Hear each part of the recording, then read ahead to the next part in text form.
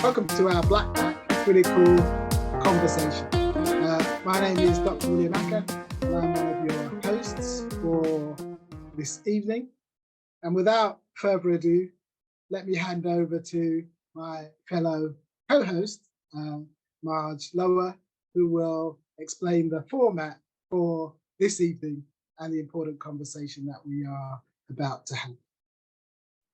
Thank you and welcome. It's lovely to be back. And I know that on the platform in the room tonight, there are a number of people who are here all the time, very regularly, but it's great to have a lot more individuals who are here, particularly because we're talking about Black and autistic.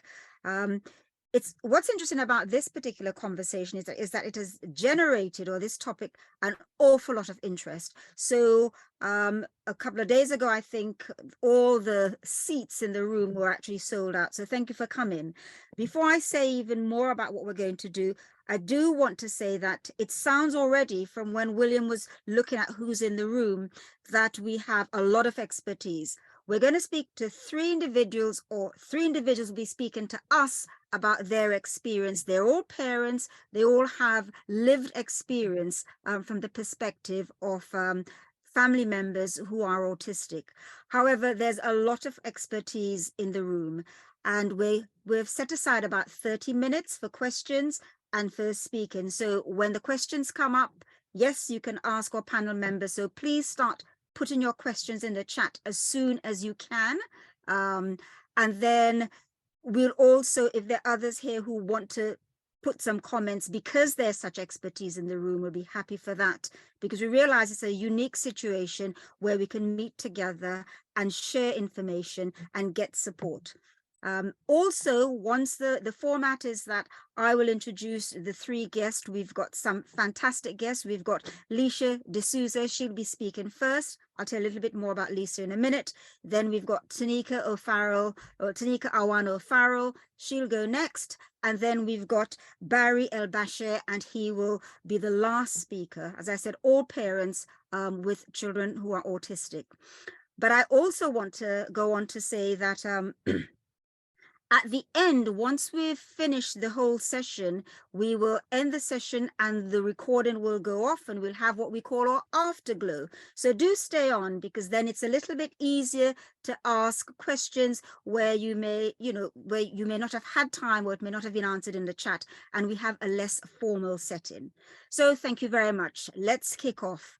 Now, in 2021, there's a Guardian article that said autism was more common in children in England than previously thought. It went on to say that the rates were higher amongst Black pupils than their white peers. And it's interesting because when that was said, I remember at the time, yes, I saw it, but I didn't take as much notice. But fast forward not much from there, and we find that earlier on this year, there seemed to be, everywhere you look, there is something that's being said, whether it's the television program that there's been two, I personally think, very, very good programs led by Chris Packham, I think it's called My Autistic Self.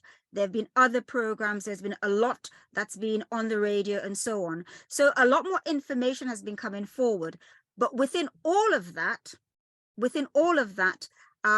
we find that much as a report by the Autistic Research Center from the University of Cambridge, I think they're the ones who've put out there in their longitudinal study that there's about, 20-something% of students, of the 7 million students that were tested, are Black students. In spite of that, there seemed to be very, very little backup research or information about autism within the Black community. So, as you know, the reason for Blakpak being set up is for us to bring specialists and people who have information. So that's why tonight we have three individuals who, it's not because they've done all the research, but they've all done something and they all have experience, and they're going to be speaking with us. So I want to get straight in, because I want to leave a lot of time for them to speak, as well as time for you to ask questions. I'm going to invite, first of all, Lisa D'Souza. Lisa is many things, actually. An entrepreneur, she's an author, she's an autism advocate. She's the mother of 3 autistic children. She's the founder and the CEO of the Royal Award winning charity Sparkle, and in fact Sparkle Sheffield. She's recently developed an app. I think that's just that's about to be tested out very, very, very shortly. She's also works or developed something called the Autistic Union, and she's going to tell us a little bit more about that. Now, she's worked tirelessly over the years as helping, supporting parents in particular and individuals who are autistic, but also doing quite a bit of work on advocacy and helping to get the right support educationally. And I believe she'll talk to us about that a bit further. So much so the work she's done, she's had a number of TV appearances and she does a lot of speaking. And just before we came on air, she was telling me that she's been particularly busy this week with a lot of training. So I'd like to invite Lisa now, please. Those people who know her, and I'm sure a number of people on the platform know her, call her Leash. I will try and remember to say Leisha because it sounds more formal. But until then, Leash, thank you very much for joining us. And we'll just like you to start the ball rolling by just telling us a little bit about autism and some of your experiences, please. Hi, Madge. Thank you so much for inviting me here. I'm very excited because any kind of talk about autism is going to help my children. So that's a good place to start. Okay, so I have 4 children. 3 of my children are autistic. Everything that I do and I've done is based on my second youngest child. And the reason that is because he's classed as the most severely autistic out of my 3 children. Also, my second eldest child actually was diagnosed in lockdown, just before lockdown. And my second youngest child, my youngest child was then also diagnosed during lockdown. So they're both very recent. I'll give you their ages. So my eldest, he's not autistic. He's 30 years old, and he lives in Japan. Then we have my second eldest, Ryan. He is, I'd say that he is on the higher end of the spectrum. I'll tell you what's the difference between all of them when it comes up to autism, because I have to say, when you've met one autistic person, you've met one autistic person. And it's no different from when you've met one individual, you met one individual. Even twins have a slight difference or have differences. So I have to say that, so with my son, my second eldest, his name's Ryan, and he presents as, his anxieties are very high, but he loves stuff like trading, playing chess, anything that's strategic. He loves that. He loves routine, to the point that if I say, when he says, "Mom, are you coming to see me?" I will not give him a time, because if I'm 1 minute, 1 second, or I'm not joking, 1 second or 2 seconds or 10 seconds, he will have a complete meltdown. So I have to be very careful in how I say things to him. He likes, as I said, he has to have his routine. Then we have my daughter. She is 12 years old now, and hers is pressure, and hers is all sensory. So, and she is a champion masker. We didn't know, the only reason I knew is because during lockdown, that's when I saw, and I thought, hold on, she's getting like chairs and anything to push down on her. And I thought, so it was little things that I saw about her, thinking, no, there's something definitely going on there. So that's how I kind of found out, because before that, she's a social butterfly. She is a powerhouse. When she was 7 years old, she wrote her own presentation on what it feels like to have an autistic brother.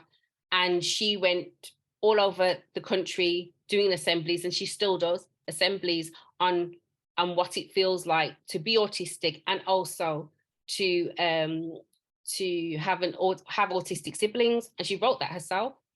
And she also went on news round, so she's still on there now, but she also on news round, they picked up on her and did a show, a bit of a show on her, because she's a powerhouse. She is very proud of being Black and autistic, even at such a young age. So, and hers are, as I said, based on anxiety and sensory issues. And when I say sensory issues, if we go for a walk in a park, we have to stop, because she can actually feel the grass and the stones underneath her feet, because she's that sensitive. She also suffers from slow processing. She's also dyslexic. I'm also dyslexic. Ryan's also dyslexic. And when I say slow processing, what I mean by that is we have a 10-second rule, and that's literally what it is. So if I say to her, if I'm telling her something, I literally have to wait 10 seconds before it hits her ears. And sometimes I forget that. So I'll give you an example.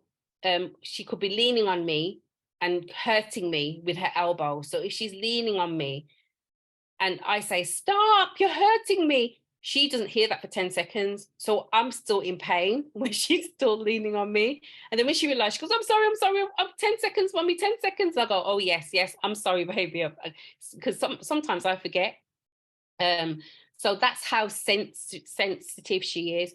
Her anxieties are through the roof. And I think autistic people, I would say that's the only thing that I think is a common denominator, anxiety. A lot of them suffer with anxiety, and sensory as well. Sensory is a huge thing as well. But I'd say that's the one thing that I'd say, yeah, all of my children have the same, not in the same levels or different levels, but they all suffer with anxiety. So that's my daughter. The final one is Jaden. Now he's the one that everything's based around. And this because when he was 2.5, that's when I found out that he was autistic. So before that, there were little signs. So before that, obviously my daughter wasn't born. So it was just my two eldest children. And at that time, I didn't know that Ryan was autistic. So I just had my two oldest children to kind of gauge him by, which I didn't even do that.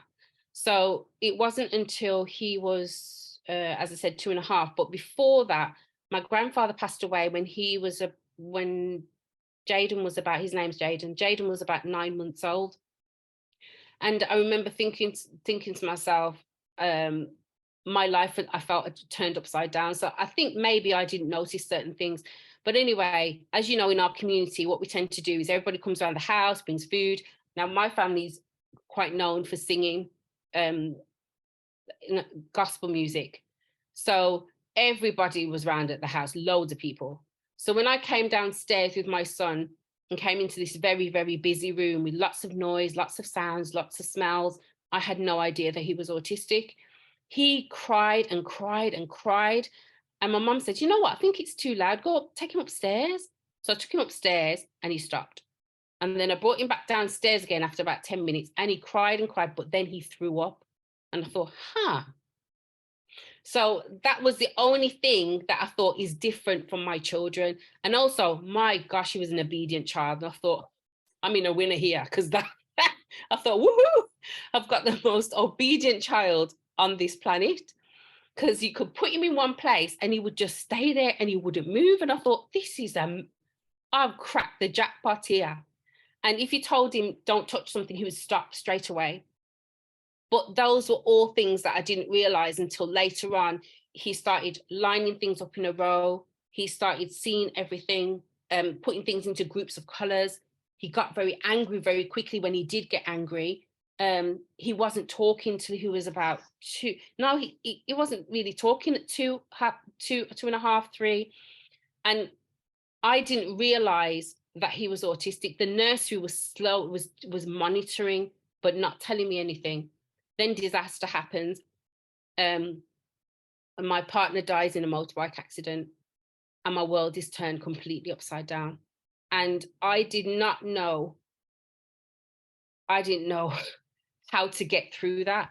So then he started seeing that he was doing lots of things, but I wasn't noticing because I was in my own world of grief. But the nursery picked it up and said, right, okay, what we have to do here, we have to get him assessed. They got him assessed. It was a 12-week assessment. I was put in a room, and when at the end of the assessment, and they said to me, look, he's autistic. Then they gave me a list of what he won't be able to do.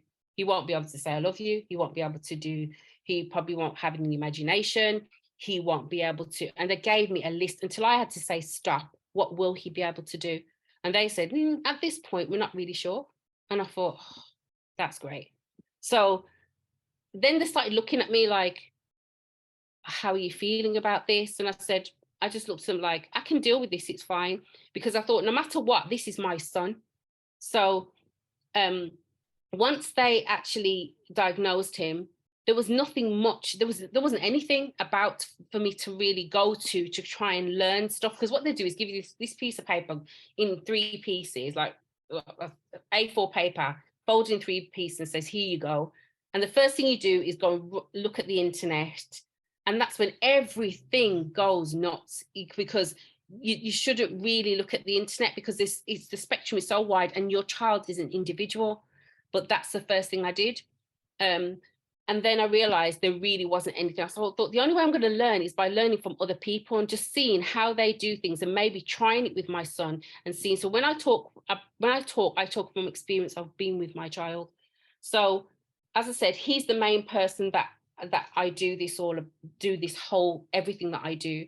He when he was first diagnosed, the first thing that went through my head is, I have a Black child and he has a disability. And I thought, okay. I told my family, my mum and my brother, the first thing that they were very upset, because I was thinking, he's going to have a challenge enough being a black male child. So having a disability on top, they were devastated. I wasn't, because I just thought, do you know what we put in is what we're going to get out. So I was determined to make a difference with my baby. So I started Sparkle Sheffield. Sparkle Sheffield is an organisation that is a charity that supports families that have autistic children. So we have 5 different parts. We have Sparkle On, which is like a nursery stage. We have Sparkle, which is a bonding stage for parents, for families. So the one thing about having an autistic child, you can become quite isolated. And that's because you don't know, your child is very unpredictable, and you're not sure when you go out what's going to happen and how he's going to react to different sights and sounds. And this is because their senses are 5 times heightened more than, most of them are 5 times heightened more than ours.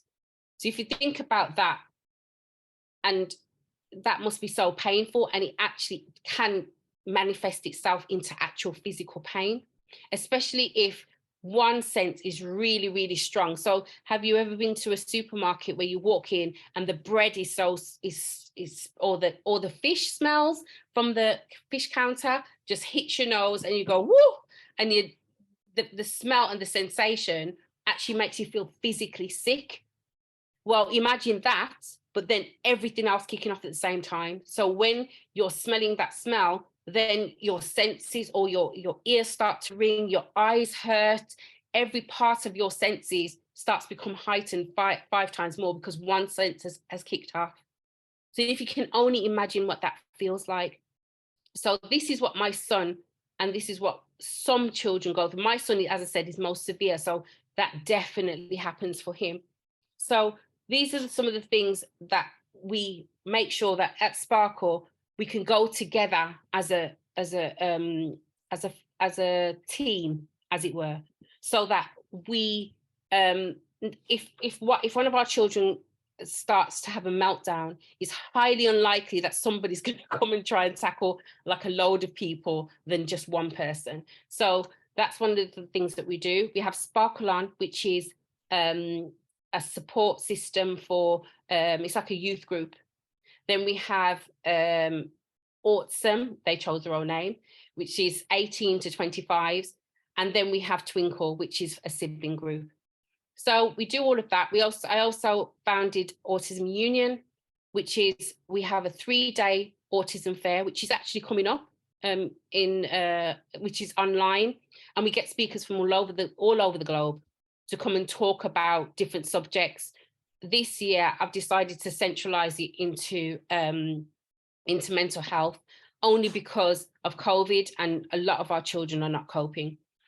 So I did that. We do that. We also do advocacy, and the advocacy side of things is, as parents, I've got a group of parents that we've taught how to represent other parents. So basically, we do everything from going into schools and to important meetings, to helping with educational healthcare plans, to setting up the bundles, to go to court, going to court, presenting as a Mackenzie friend. We do all of that. We do it for free, and we do it cross country. We also do, I'm also an author, as I said. I've written a book because I found it very, very important to do that. And I think the main thing that I wanted you guys to get out of this was the awareness for us as Black people. I don't think there is enough of it. And it's something that I think it's very close to my heart, because I'm worried about my children and their futures, and we all are. And I think that as a community, there's so much more that we can do to be able to support each other when it comes up to autism. But I think as well, if there's anything that you learn from this today, is that if you see a child kicking off, don't automatically think that that child is not autistic or something else is going on. Because when I did not have autistic children, I used to see children kicking off in the supermarket and think, if that was me, I would not let that child one thump. That's what I thought. And I'm just being honest. That's what I honestly thought. Then I had children that found it difficult to be outside, just to do normal things. And we've also got a YouTube channel called Sparkles Sheffield Autism TV. On there, it's I wrote a poem about and made it into a film, because people love the poem so much. I made it into a film, and it's about my experience when I went to a supermarket with my son, and somebody literally came from my face and totally blasted me. So Margie's giving me the sign, so I'm going to have to stop now. Not even, just give me this sign. So I'm going to have to stop now. But there's so much more I want to say, but I'm hoping that we'll get the questions to do that. But I'm so glad to be here, and I'm coming off now. Lisa, thank you so much. Thank you for giving us an insight into your personal experience and your family experiences. There will be a chance for questions, and I've already seen one of the questions about someone talking about fast tracking, and you have said about how you can, your organization offers support. I've also seen already that the Sparkle link has been put in the chat, on the chat, so we can come back and talk a little bit more about some of the things that can be done from a practical perspective to help parents. So thank you very much. We'll come back to you. I'm now going to introduce Tanika Arwano-Farrell. Tanika is a strategy and innovation leader at the organization Tear Fund, but she's also a mother of 2 preschool autistic boys. And they're about 3 years old, I believe, because over the past 3 years, she's been navigating life, as she says, from the intersectionality perspective of a wife, a mother, a senior leader, and through the lens of her own neurodivergence. And that's an interesting one, actually, this whole concept of neurodivergence, because I know that there are things being said as to whether we should talk about autism as autism or just in the broader format as neurodiversion, but she may or may not pick that up, but we can pick it up in the question and answer later. Tanika is passionate about creating inclusive, neurodiverse communities, and that's whether it's in schools, whether it's within faith groups, or in the workplace, a place where everyone can thrive. And she's also very interested and active in championing equity and meaningful inclusivity. and also working within the workplace to help individuals have a voice, find their voice, and use their voice. She really is inspired to shape her own practice as a leader and a manager to influence within that workplace setting and to help individuals who may be not understood, and as a result of that suffer from not being given a chance to progress, to give of their best, and indeed something as far as being disciplined because of non-performance, when it's because they're not understood, or because they're being bullied, or because they're being harassed. So over to you now, please, Tanika. Thank you, Marge. And it's really great to be with you. The introduction kind of says who I am already. Just to kind of take you back a little bit and maybe starting on the position of neurodivergence, it was quite interesting listening to Alicia and her mentioning that she's dyslexic as well. So I was diagnosed with dyslexia at university, having struggled through school and done okay, actually. Maybe another example of how great girls can mask and find ways to get through.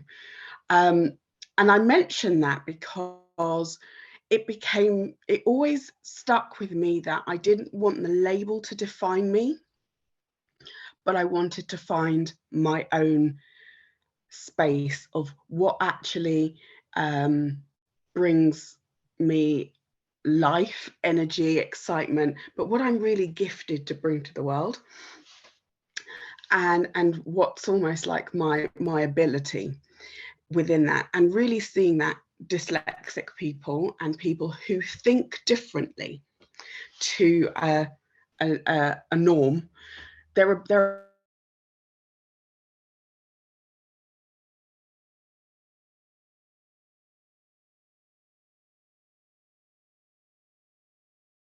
understood to be myself being different, and that being, you know, assessed as a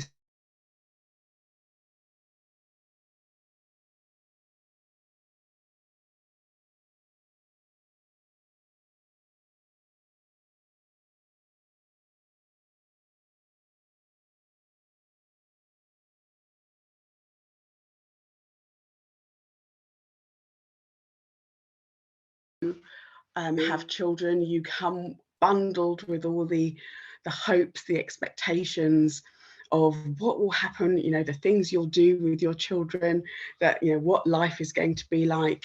And I came to mothering fairly late, so in my 40s, and so had lived a life, built a career as a consultant and traveling around a lot, working with lots of different charities. And you know, I spent a lot of time looking at people on the margins and working with people on the margins. But I had, like Leash mentioned, what I thought was an ideal child. My firstborn, Grayson, who will be 4 the end of April. He never cried, didn't cry for anything. He was quiet, calm, and super, we used to say, a super chilled little boy. Oh, it was perfect, it was great. And didn't see the signs at all, just thought that was just, I was really blessed to have such a calm, quiet child. Then came along my second little boy, just a very quick 10 months later, who was very noisy and very loud. And so, as you can imagine, I also was a return to work full time. I was juggling life, fairly new to motherhood. Lockdown was happening. So all of the systems and processes that new mothers, parents would have access to was not around. And my eldest son was approaching his 2-year checks, and he still wasn't talking. In fact, actually, he had been talking. He had been saying a few words at about probably about 9 to 10 months, he started to say mama and make some noises, and then lost them. And I didn't notice until the health visitor check at 2 years old. And I think it was at that point, and some family members who also happen to work with children with speech delays and speech and language issues, very kindly and sensitively posed the question, what do you see, Ten, when you look at Grayson? Are you concerned? Do you have any concerns and questions? And it gave me the space to think and assess. I've been around lots of children. We've got a big extended family. You know, I'm part of a faith community where you see children growing up around you all the time. So in terms of my understanding of developmental milestones, I could see that Grayson was delayed in some things. So I started looking into what could it be, you know, doing my research, and that's my professional hat kind of kicked in of, you know, what if I don't know something, I need to find out everything, you know, I possibly can get my hands on. And that information is everything. So I just wanted the information. And I then came up against that first hurdle, the barrier of the NHS telling me, well, you know, it's quite common for children of ethnic minorities to have delayed speech. Just give it some time. It will come. Just be patient. Well, you know, yes, we've noted some things and there are some delays, but, you know, we'll put you on a waiting list, but, you know, we'll just, you know, we'll check back in with you in a year's time. And that just didn't seem right to me.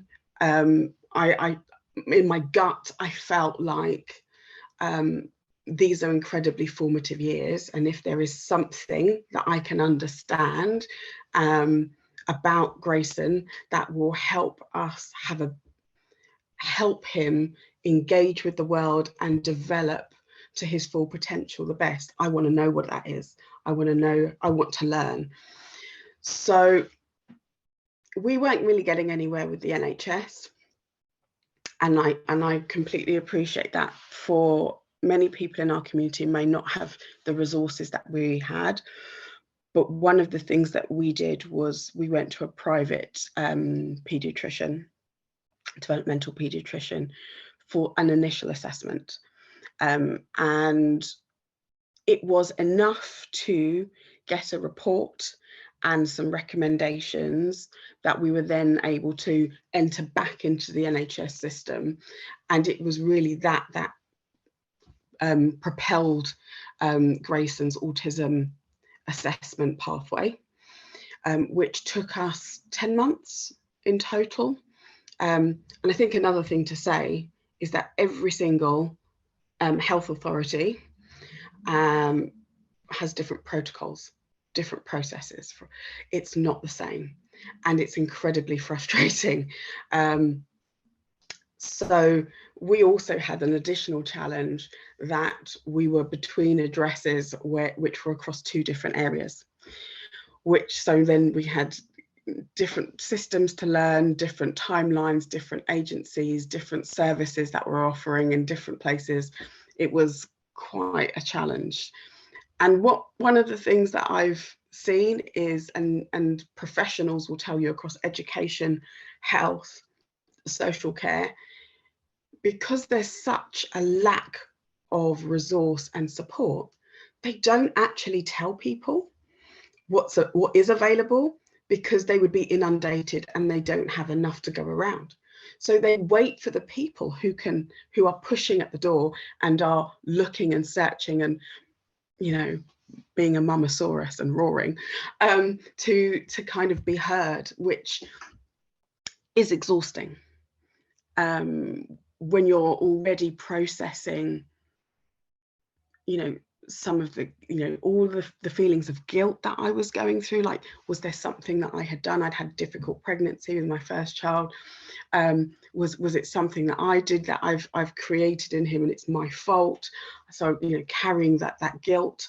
Then there was the kind of the grieving of the loss of, you know, I won't have a normal child, whatever that means, feeling sad, feeling, just a real sense of panic, of how do I equip my child who is just different for the world that's already going to be a challenge as a Black man in the UK. So all of those things were kind of bubbling up, and but we did manage to get through an autism diagnosis, and that was really unlocked for us a few things. And I think something else to say on the community that we're part of as a Black community, I think it's fair to say that most of the professionals that we encountered were surprised that we were pushing for a diagnosis and the label. And I think I can only speak from my point of view. I'm normally against labels of most descriptions, but I acknowledged very quickly that unless he carried the appropriate label, there was no chance of him being able to access the support that he needed. And I had, weighing those two things up, I'll take the label if it means that he can get what he needs, and we will equip him to learn how to navigate that label. So that's where I got to. And over this time, just to speak very briefly on, all this time I'm working, I'm a senior manager in a charity, and my outlook is changing. I'm changing as a person because I'm parenting what now is 2 boys on the spectrum. So my youngest is also showing completely opposite signs of autism on spectrum behaviours, but they're both there. And he's got his final assessment, we hope, coming up in the next couple of weeks. So I think there is something about that being open to that I was changing as a person, as a leader, as a manager. I was noticing the behaviours in my team, in colleagues around the office, in cases I was being asked to hear in terms of grievances and bullying cases, as like to listen for at appeals and things. And I was like now tuning into the fact that managers had missed that they were managing colleagues who were probably neurodivergent, and that they were taking them on disciplinary processes, or there were issues coming up that actually was just a misunderstanding of their needs as someone who was autistic or had other neurodivergent characteristics, or was assessed for dyslexia or things like that were just being misunderstood. So yeah, I think I've become much more of a champion of my children are growing up in a society, and I want to do everything to equip them with how to learn who they are and what their gifts are. And I'll do everything in my power to learn how to.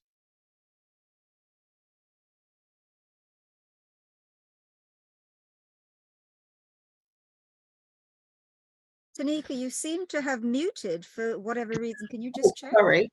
Yeah, sorry. So I just want to make sure that society is becoming aware of what it means to be inclusive for autistic people, and how do we create those environments that really respect and honour that and allow everyone to thrive. And actually, I know Leisha's done a lot of work around this as well. When you're creating workspaces that are autism friendly, and it's everyone benefits. It's not just autistic people. And so thinking about how real inclusivity is actually just acknowledging that neurodiversity means all of us. We are all diverse. And so creating an environment where that diversity of thinking, that diversity is valued, is respected, is understood. That's what I'm really passionate about. But I'll stop there. Thank you very much indeed. Thanks a lot, Tanika. Thank you for sharing that information about your family and about some of the things to do at work. And we'll come back again, because I do want to ask a little later on about back to this whole thing about work, as to, what has been done, because we have equality legislation that is supposedly covering some of those areas. But thank you for that. And you've led us nicely into really introducing our third guest, and that's Barry El-Bashir.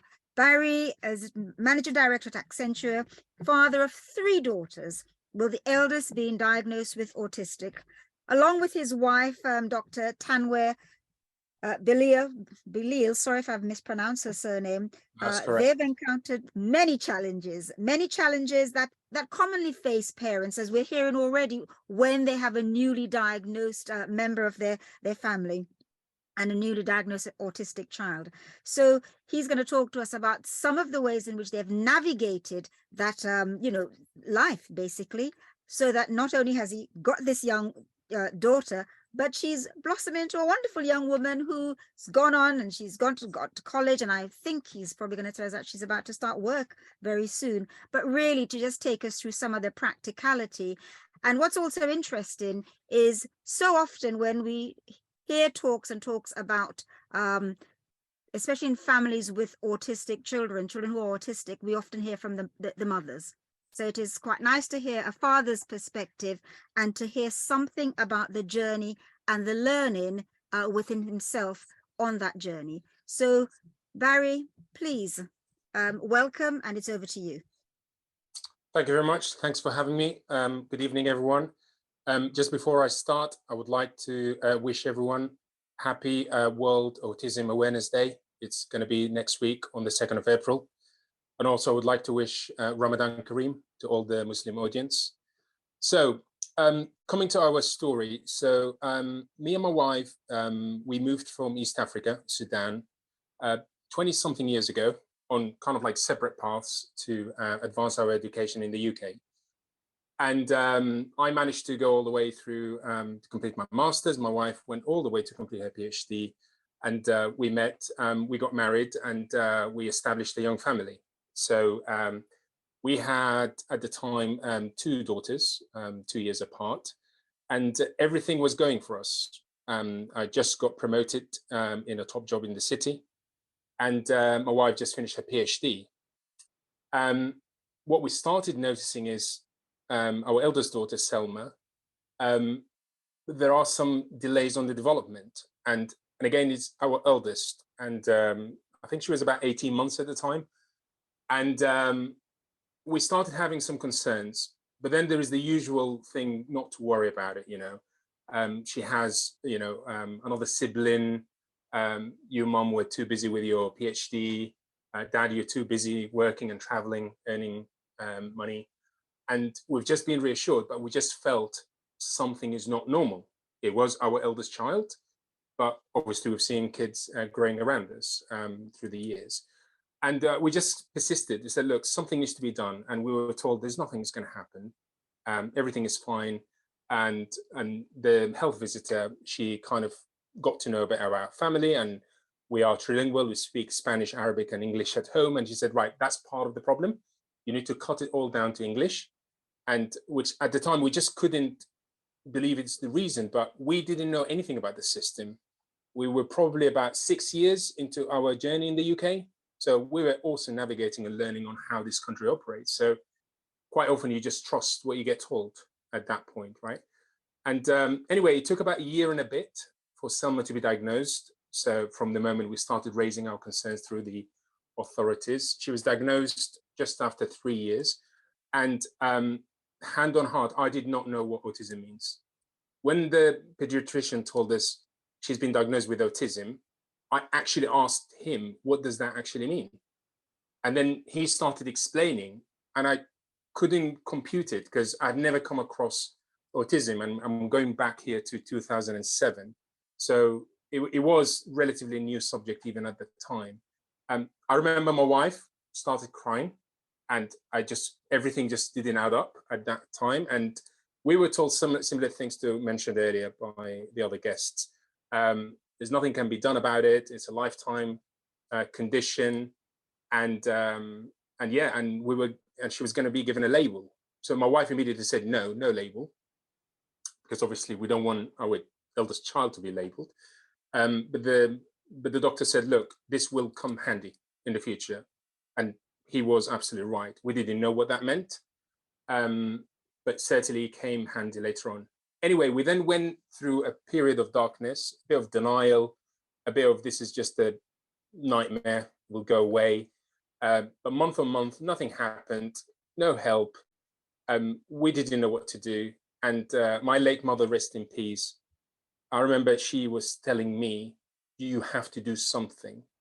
And that's where the father perspective is, because having been brought up in Africa, right, typical kind of stereotypical male, it's all about bringing security and shelter and make sure, you know, you prosper your family. This, I don't know, I didn't know what to do. This is a unique situation where it's not about working extra hours. It's not about reaching out to someone. It's just, I could not put my hands on how do I solve this. And we went into a period of discovery, and fortunately we managed to get into a group of parents, and kind of like I want to bookmark that point. No one will ever understand your suffering and your struggles as much as another parent, right? Even your closest first degree family. You need to be talking to other parents with autistic children to really understand how it feels, what are the things that can be done. And I must say, this is where our thriving journey started. When we met wonderful, wonderful parents across North London, because that's where we reside. And they guided us into key things that we need to do. Unfortunately, the main authorities didn't do much on that space, stuff around speech and educational and communication language. And we went down the private route, a bit like what Tanika mentioned earlier. And we came across wonderful professionals, you know, and again, that word of mouth and that recommendation. We had a speech and language therapist that she worked with Selma for 6 years. And Selma was nonverbal at the age of 5. I'll tell a bit more about some good things happened to her later on, but she started working with her. And we have another one. She works on cognitive behavior therapy. She's been now working with her since 2014, so almost 9 years. And she actually did a master's in Selma. This is how strong the bond is. But through that collective kind of togetherness as parents, advice you get from people who started the journey ahead of you, us giving advice to those who started the journey after us, and all these wonderful professionals. Selma, fast forward to now, she finished her GCSEs. She's studying in a North London college. She's doing an art and design course.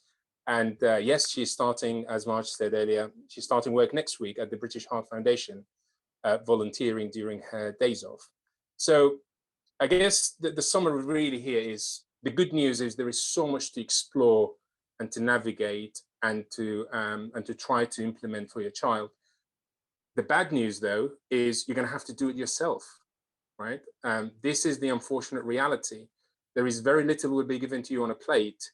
And I acknowledge this is one of the most overwhelming points for me or for us as a family. It took us a very long time waiting for help to come to us, and it never arrived. And that was back in 2008. And I don't think it has changed much now. So really, really encourage everyone to kind of like chin up and try to navigate the journey. But that's our journey, right? There's, you know, there've been highs and lows, and it will be a different journey for every single family.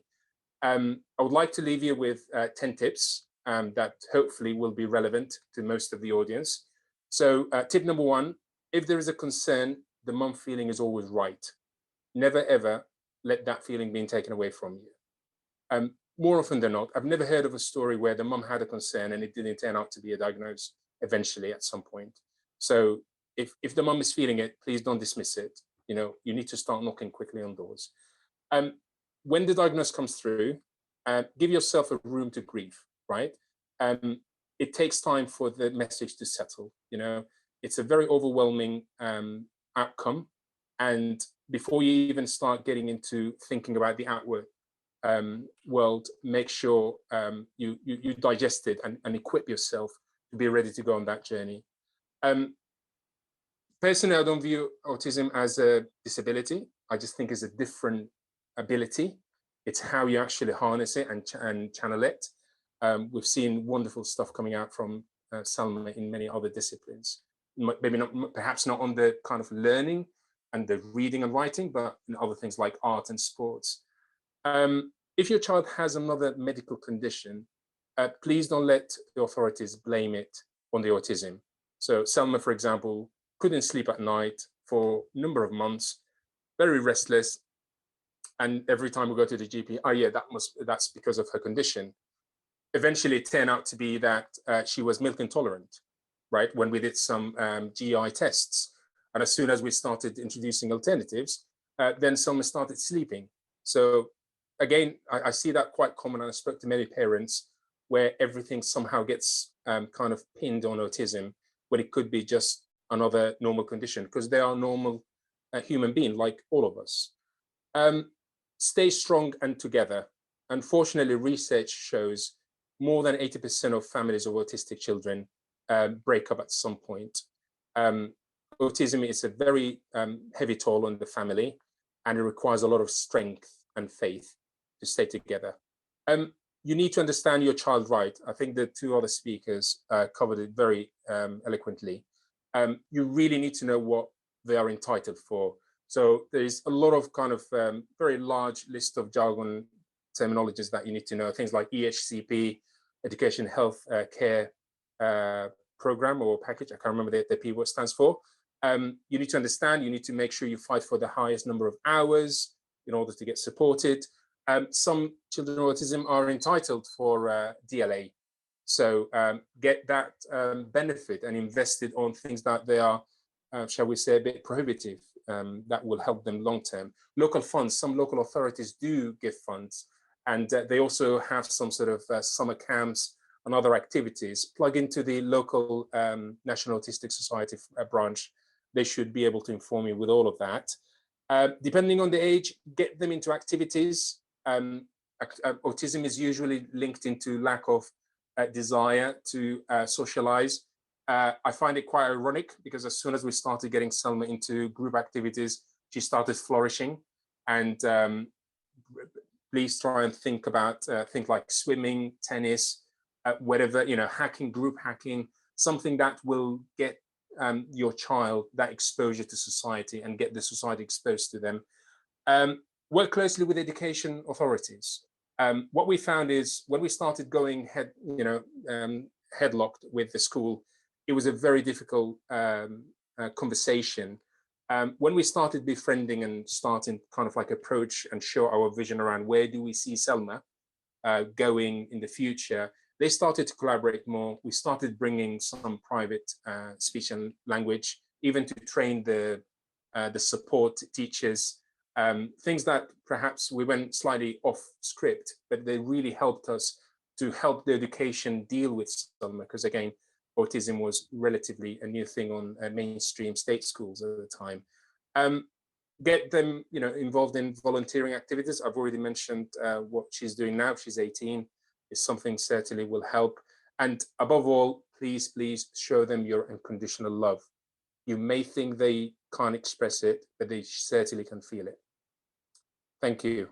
Back to you, Marge. Thank you so much, Barry. Thank you so much for that. In fact, thank you to all of the speakers and all that they've brought, and for those pointers at the end. That was really very, very helpful. So I'm just gonna ask a couple of pointers, hearing from everyone who's spoken at this particular time, but I'm actually going to start right at the end. And so Barry, don't go far, because I'm going to start with yourself. I'm here. And you're talking about, you started by saying, yes, you're culturally, you're from this. The culture is, yes, you're the man, look after the family, you're there to be strong, to, I'm just putting the extra words, to find the answer, to make things work, and those sorts of things. And so on. Now, how did, when you had to work this with yourself and Tanwe, your wife, how did that fit in with this whole thing about, in a sense, at the beginning, you couldn't solve it? So it's really, I'm digging into the emotional aspect now as to how you dealt with that, because you also linked it to the fact that in many families, the families break up because the tension, it's quite hard. Yeah. Absolutely. And like I said, that kind of like post-diagnosis, it was a very difficult period, because you know that you need to get your head up quickly to start helping your child. But the problem is you don't know how to help. And we had very difficult discussions around, because she was meant to go back to work at the time. I was already working, and we knew that this requires some sort of full-time dedication. And we actually sat down and we had to have difficult discussions around, should I pause my career, you start work and navigate your way through it? Or do you want to, now that you finish your PhD, you actually want to take a career break, focus on Selma? And let's not forget the other, sometimes we forget about the other siblings. Yasmin was only 2 years old at the time. So it was more than just Selma, it was the four, the four of us. So we had to have very difficult discussions, but the one thing I'm extremely grateful for is my wife. She's very strong. Unfortunately, she can't be with us here. She's away on a work trip. But we were from up front, we had very clear guidelines around, we're going to get through this together. It was right at the fore of our thinking. No matter how we're going to navigate this, the unity is the most important thing that we need to focus on. And that really was kind of like the lighthouse for us. Everything else we decided after that, all the sacrifices, she had to take 10 years career break. Fortunately, she's now working with you, Marge, at Imperial College as a researcher.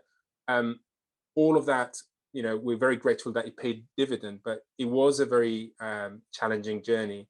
But it wouldn't have happened without a very good level of understanding from us and from the family around us as well, because we did get a lot of support from our respective families. Okay, thank you very much for that, Barry. It's my colleague Wayne, who no one's seen at the moment, who's at Imperial where Tanwa is, as opposed to all right, myself. okay, sorry. I'm going to now open this one up to everybody, all of the speakers, and that is, in your journey so far, and I know that some of your journeys, because of the age of your children, have been, some are much longer than others. Did you experience what you perceive might be difference because they were Black?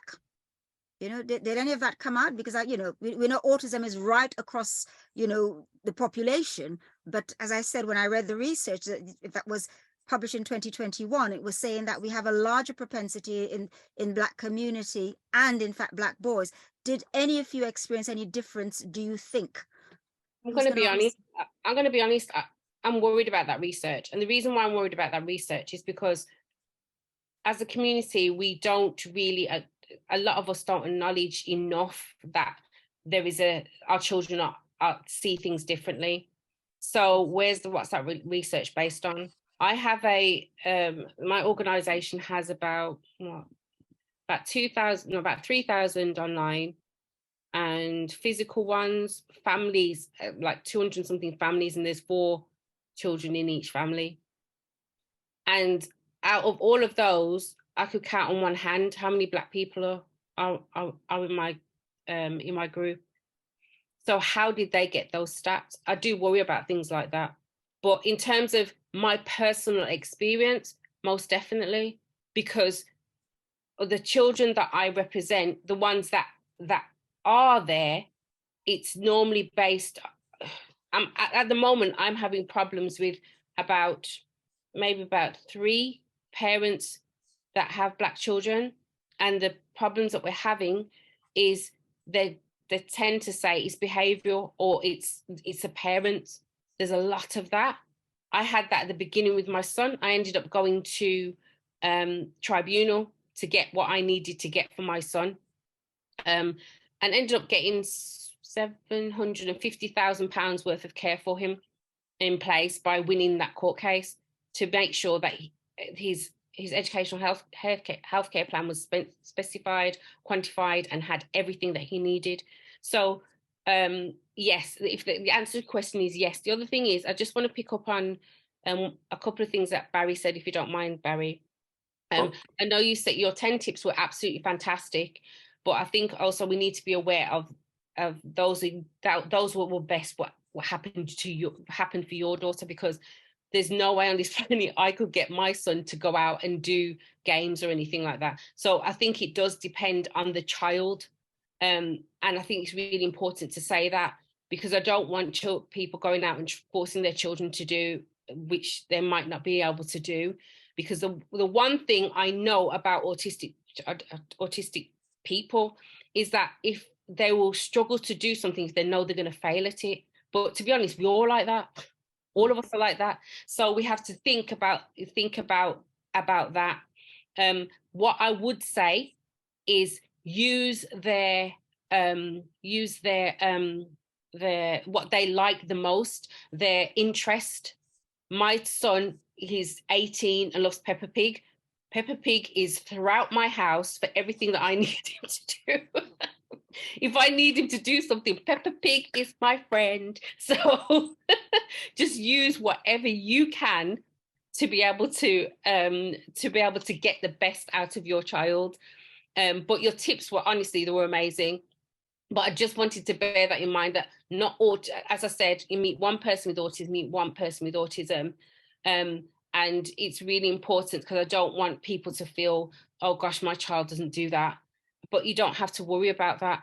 I wanted one more other thing I have to say. I know I'm taking a lot of time, but I think this is important as well, is that I know there's a grieving process. There can be a grieving process, because I spoke to a lot of my parents, and a lot of my parents said to me, it's like the death of a child. And I completely understand how it can feel that way. But the way that we look at things at Sparkle is that it's not, the difference is we don't do things in your time. We do it in our time. We do it in their time. And their time might be completely different from ours. So I know an autistic person who started off like my son. My son is nonverbal. He presents as a situational mute. And the person that I'm talking about, he was exactly the same when he was younger. He now has a master's. He has about 3 masters, about I don't know how many degrees. He's a doctor, and he just got married or just went to his wedding. So everything can happen, but you have to get the timings out of your head that, oh, he's supposed to be doing that, or she's supposed to be doing this by this time. It's in their time, not yours. Okay, thank you very much. Thank you very much, Lisa. Thank you. I can see someone's hand up. I'm going to ask you to put your question in the chat, please, because William is also going to be helping me out to pull out any questions I haven't seen that we can bring up. But I want to, Tanika, can I just ask you a bit about work? I mentioned earlier on that there's all this legislation about equality and inclusivity, and even forgetting about the legislation, this whole thing about trying to get the best out of people. How are you seeing it presented, or what can be anything you can say to the group on here? I know that many people on the platform here are really talking about children, and it sounds to be younger children, but anything that might be supportive, because they, when they get into the workplace, anything that you've learned in that journey, and you have observed and been part of at all. Yeah, sure. So I think what I would say from the workplace perspective, if we layer race in first, right? Black people in a workplace that might be where they're in the minority, they are already bumping into cultural expectations of their behavior and how they're masking already just on the basis of race. They're choosing, do I go with my hair braided to this meeting or not? Do I express myself, and do I talk in patois when I'm vexed, or do I toe the line and I speak the Queen's English? Like, these are things that are always going on. There is the angry Black woman face thing that is there, like there is another phrase for it, but I won't say it here. But yeah, so there is this sense that Black people are read and interpreted already with a certain layer of discrimination. Let's just call it like what it is. You then start to apply, if somebody is autistic in that space, where they might not be able to sustain eye contact. Really simple thing. It's stopping people getting jobs. I'm finding that, and so now I'm talking to the hiring managers at my work. I'm talking to them and saying, are we offering different choices of the ways people can communicate and represent themselves?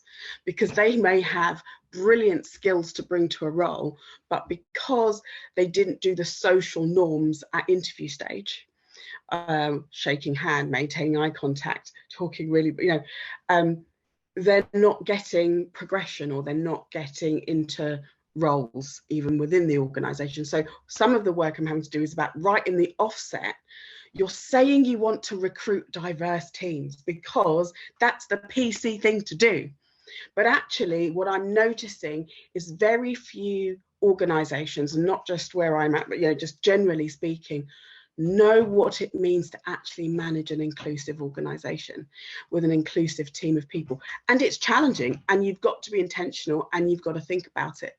So when somebody's doing something where they're not volunteering to come to social gatherings, they're not doing those kind of things, that's being read as being socially disruptive or disengaging. They're not fitting in the team. And somehow that's escalating into their performance, and it's showing up in things, and it's being challenged. So there are workplace things that you can do to help people in the moment manage better. So thinking about strip lighting or rest breaks, or being flexible in your approach to how they're working. Those things can help people manage themselves in that space. But systemically, from the organization's point of view, what I'm trying to share is that you as an employer have a responsibility to create an atmosphere where everyone thrives. And part of that is knowing and understanding your people. So what Leash said, whether it's a child or whether it's an employee, get to know that person as a person and what they need. And also, don't wait for them to be able to name that it's autism for you to do something about it.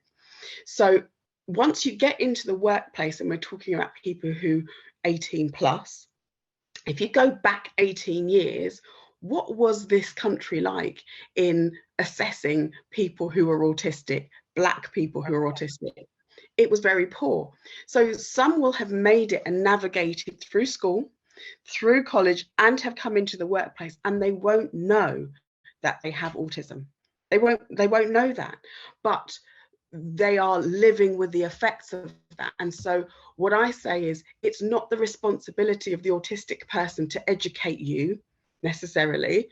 There is a responsibility as an employer to create an environment where you meet people at their need and you cater for them.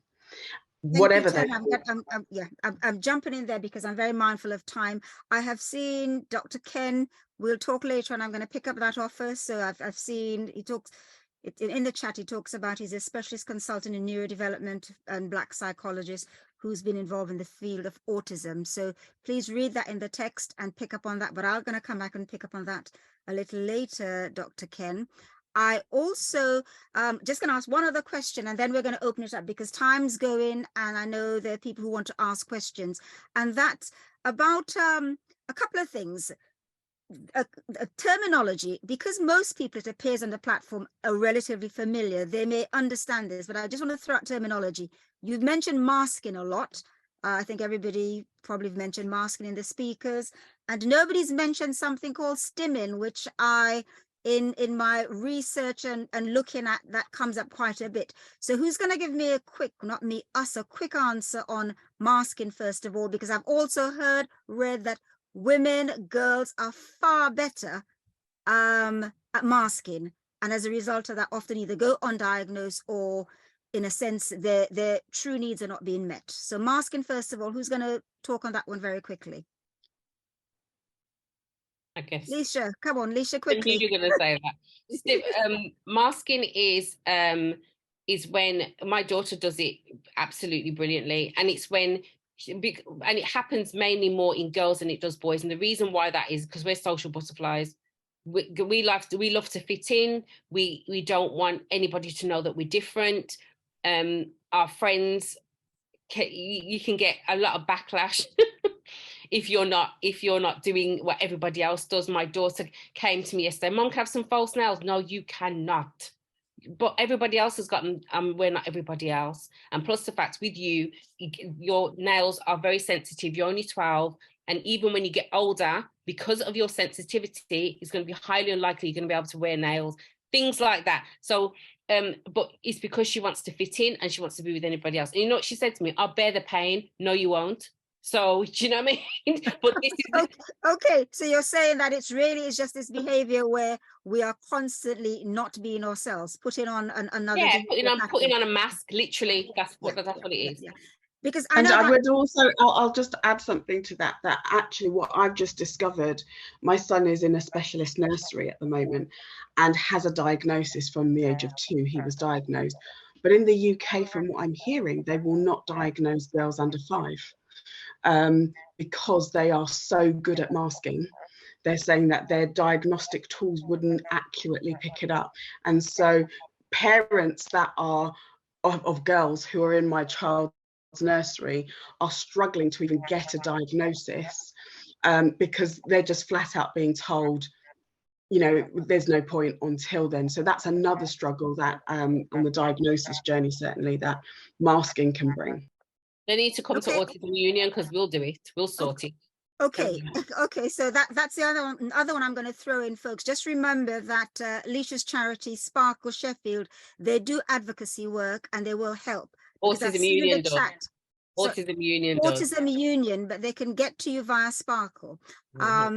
Because I've seen in the chat a number of people are talking about the educational EHCP educational healthcare plan. Educational healthcare plan that Barry mentioned also. I want to ask about stimming. Stimming is it's a repetitive behavior that self-regulates the body. So, for instance, it can come in actually lots of different forms. The two ways that my son does it is that he can jump up and down on the spot and hit himself really, really hard all over. And it generally happens if he's very excited about something or he's very stressed about something, and it's to self-regulate the body to bring it back down to 0, set it at 0 then, if that's what you mean.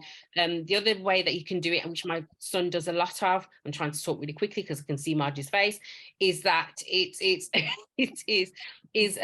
by saying the same words over and over again. So if something's happened with my son, say the other day I spilt something on his trousers, and he literally said, on the trousers, on the trousers, on the trousers, about 5 million zillion times for about a couple of hours. But that's because he was trying to just reset himself and bring himself back to his normal self. Okay, thank you very much for that. Okay, I also, any other question? William, have I missed any questions in the chat that you want to throw in, please? Help me out here before I open up to the audience. Well, I'm not. It is open to the audience because we're stopping the recording relatively soon. But any other questions at all that I've failed to see, please? Yeah, so a couple of people asked about, is there a way to fast track an autism assessment? The only way that can be done is if you go through a private diagnosis. There's no other way to do it. At the moment, the whole of SEN across the country is completely broken. Up here in Sheffield, you're looking 3.5 years before you even get seen by a doctor. So the whole system is broken. The only way you can do it, private diagnosis. On that link there, I think someone else was mentioned something along the lines about, and if they haven't, I have been aware of the fact that sometimes you get a diagnosis and they leave chunks of things out, things that are important. I don't know, Tanika, have you had experience with that? So not necessarily the diagnosis, but with our EHCP. The plan, yeah. The EHCP.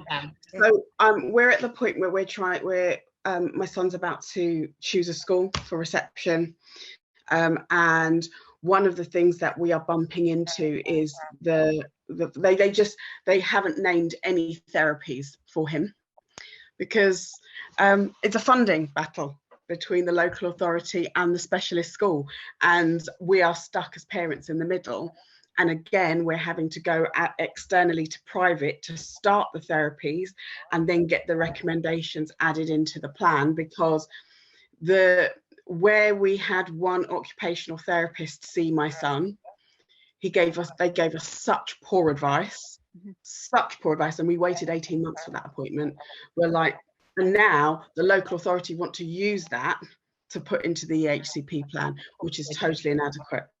And so we're, and then because I mentioned we're between boroughs, we've got one borough, local borough, who are working on our EHCP, who acknowledge Grayson is autistic. He's in a specialist nursery. He would probably need a specialist provision going forward.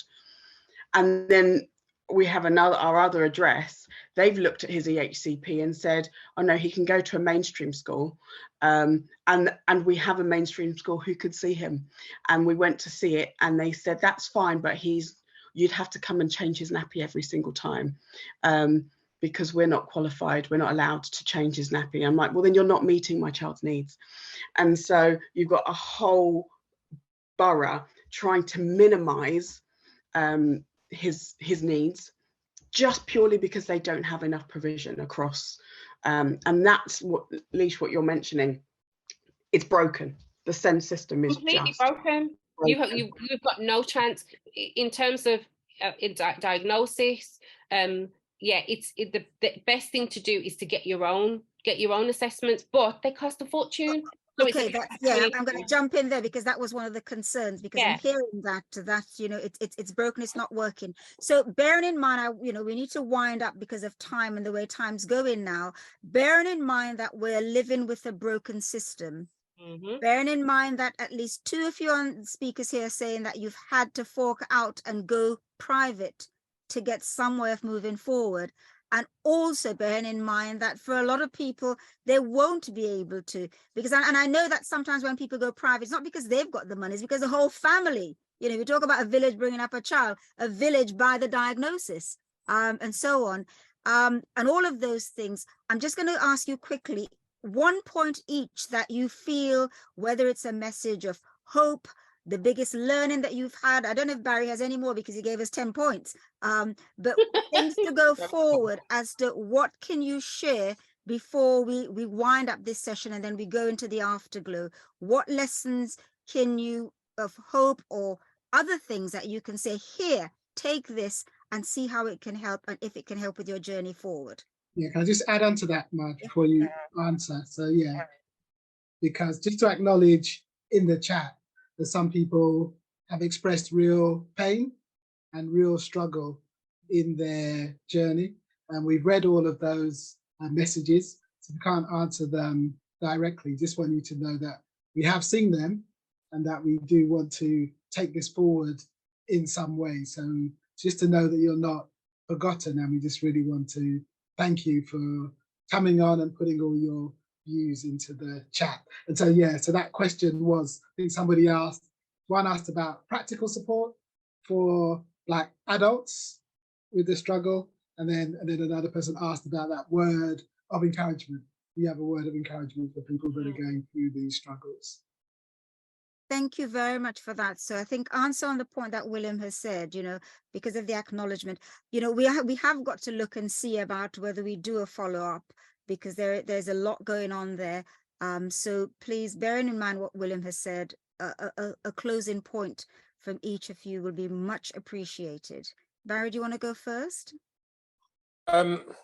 Yeah, I mean, over and above what I said, really finding a network of support, be it organizations like LISH or your local parents group, that's probably your best, shall we say, speed dial for immediate support and encouragement. We can't be grateful enough to those who helped us in North London. And I think we will be in a much different and more negative place without them. So make an effort to connect with your local parent groups. I think pretty much all across the UK, I've seen and I've heard of groups of parents of autism, and that would be my kind of like final remarks in terms of recommendation to those who seek additional information and ways forward. Thank you. Thanks very much. Thank you. Leash and then Tanika. I would definitely say I want to go with the positive. Just remember that no matter what, this is your child, and underneath everything, all the sensory stuff and everything that's going on for them, they're still your child.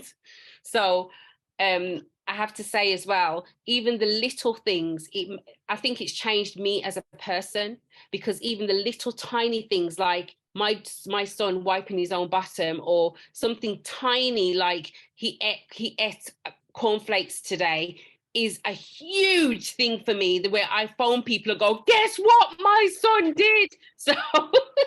So take those wins, because they are wins, and always remember that your child loves you so much. So remember that you are their role model. They will follow what you do. Yeah, you stole my leash. I was going to say celebrate the wins. But I think the other thing I would encourage you to do, whatever kind of role you have, whether you are a parent, whether you're a manager of someone who might be autistic, where you don't think your life has been touched by autism, but you're a professional, like whatever it is, I would say curious is what I would say. Allow yourself to be curious enough to learn and listen to the needs of other people, other autistic people, and allow that to shape your learning and how you then behave, because you will be enriched by it. It's not a negative thing. I am a better woman because I have autistic children. I am grateful and thankful for that. And your lives would be enriched by just learning, listening, and being curious to know, how is this other autistic person thinking? And what can they teach me? Because they have so much to teach us. Thank you very much indeed. Even before I come back to my thank you, I'm just a reminder, I'm looking again at Dr. Ken Greaves and the offer of specialist help.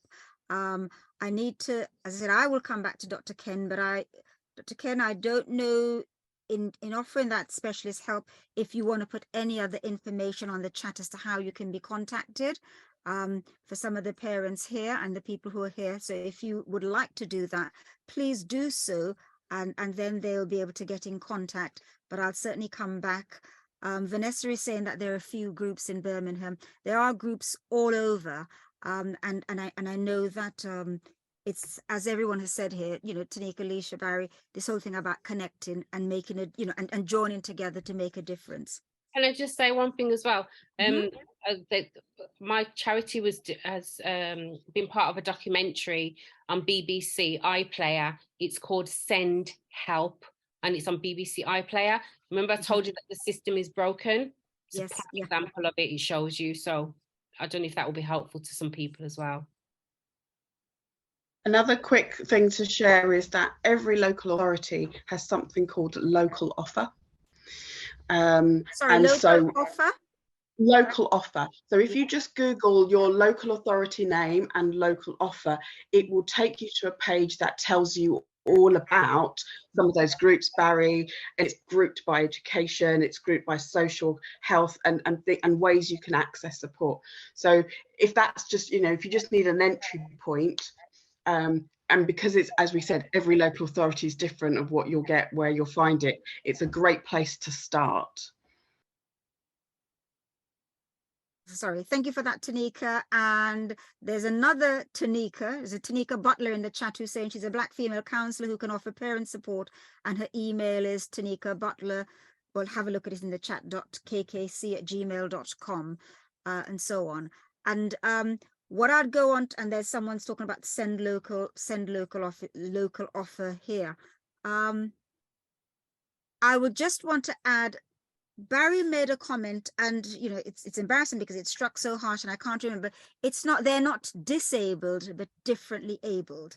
Correct, yeah. And so on. And that really, when he'd written a blog that a couple of years ago that I read, and I found that a really important aspect, a really important point.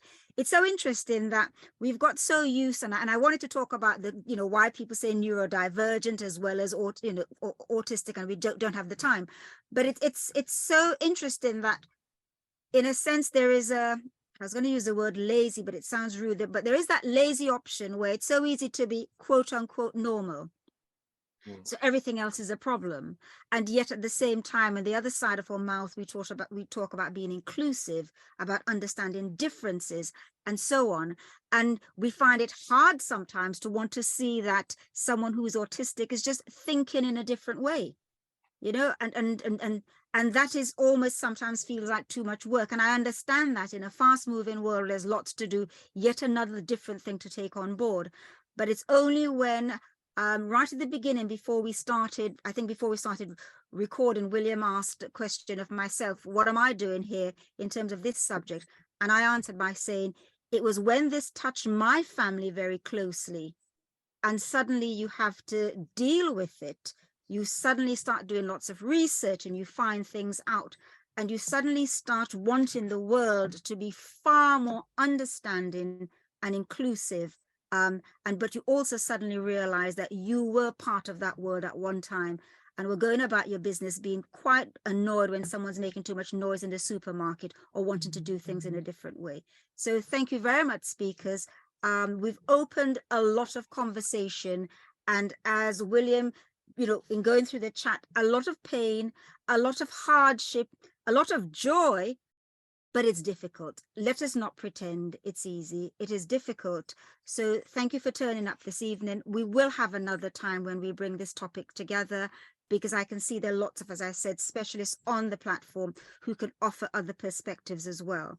Thank you, Tanika. Thank you, Leisha. Thank you, Barry. Very, very grateful for sharing your stories. Thank you for those who put questions in the chat. It says, Julia's asking, is it possible for the links and in the chat to be collated and sent out to everyone? I think that is possible. So if I can ask one of the technical team to pull that together, then we can look at actually sending it out to those who booked on the platform for tonight, even if they didn't, not everybody turned up. So again, I'm very, very grateful. Thank you to all of those who've spoken. Thank you to the team who've actually been behind the scenes to make things happen. At the start, we said that Blakpak has 2 events and they happen on alternate months. This one was a critical conversation, and we've tried to make it a very practical conversation. The next event is on the 29th of April, and that's the interview where we have one individual who will be interviewed to talk about the inspiration in their lives. So I'm asking you to please stay with us in terms of, check back, look at the Blakpak. We will be sending out invitation to everybody who's turned up here for the other events that we've got, because we hope that it's been very, very useful. And we'd like to see you again on the 29th of April. But do not go away. We're going to stop the recording now. So I'm going to thank the team that's been behind the scenes and ask if we can stop the recording so that we can